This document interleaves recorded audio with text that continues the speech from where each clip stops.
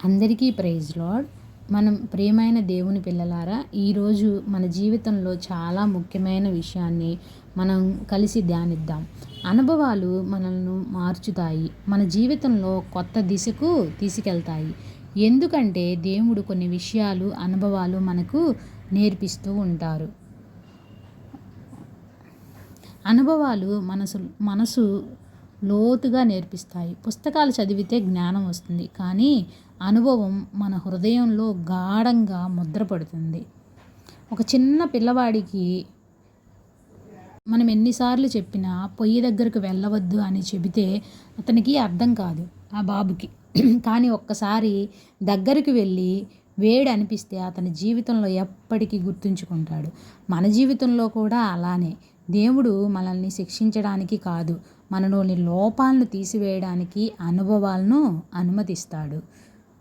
రెండవదిగా, దేవుడు మనసు బలం చేయడానికి అనుభవాలను ఇస్తాడు.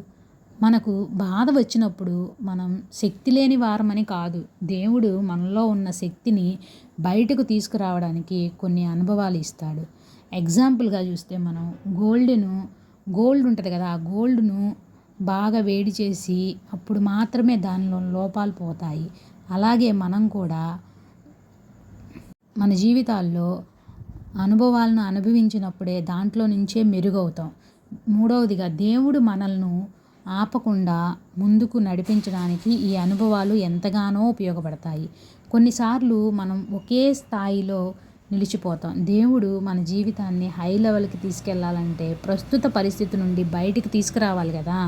అందుకే ఆయన కొన్ని అనుభవాలను అనుమతిస్తాడు.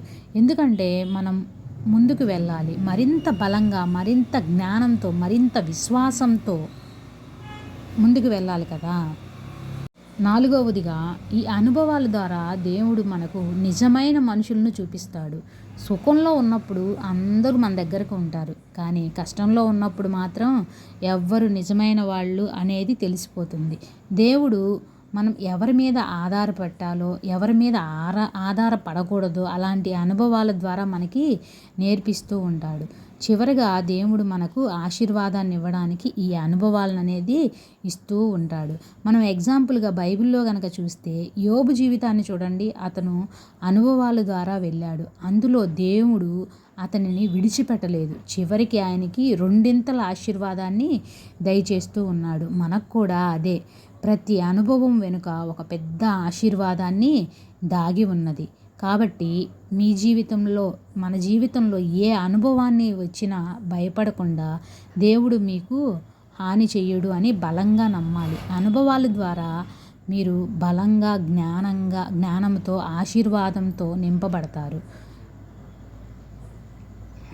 ఈ మెసేజ్ మీకు గనక ఆశీర్వాదకరంగా నమ్మినట్లయితే గనక దేవుని వాక్య సందేశం కోసం మన ఆర్డీ ఛానల్ను సబ్స్క్రైబ్ చేసుకొని లైక్, షేర్ అండ్ సబ్స్క్రైబ్ చేసుకోండి.